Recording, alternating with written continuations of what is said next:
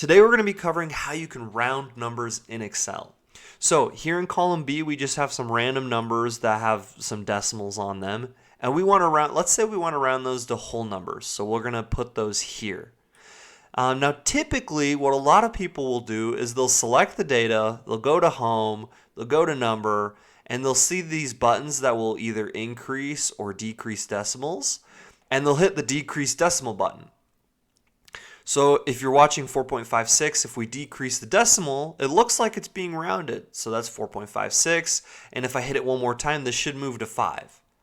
So it looks like I actually rounded that data.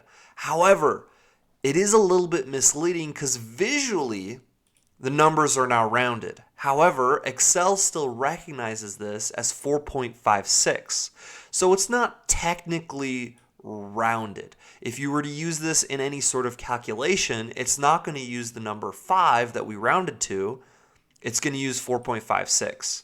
So in order to actually round these, what we need to do is use a formula.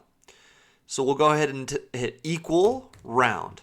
Now there's a couple different options here. We're just going to select the round formula here, and it's going to ask for two things. It's going to ask for the number and the number of digits we want to round it to.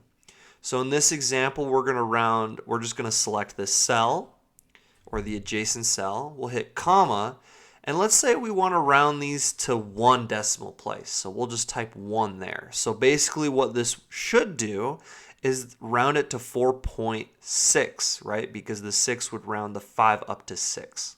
So we'll go ahead and hit enter. And then if we click on that and drag that down, we can see that all of those have been rounded 1 decimal. Now let's say we wanted to just make those whole numbers. We'll just hit 0, enter, and then we can drag that down and we can see that these are now all whole numbers. So if we were to use these in any further calculations, Excel would recognize this as 5, recognize this as 3, and so on, right?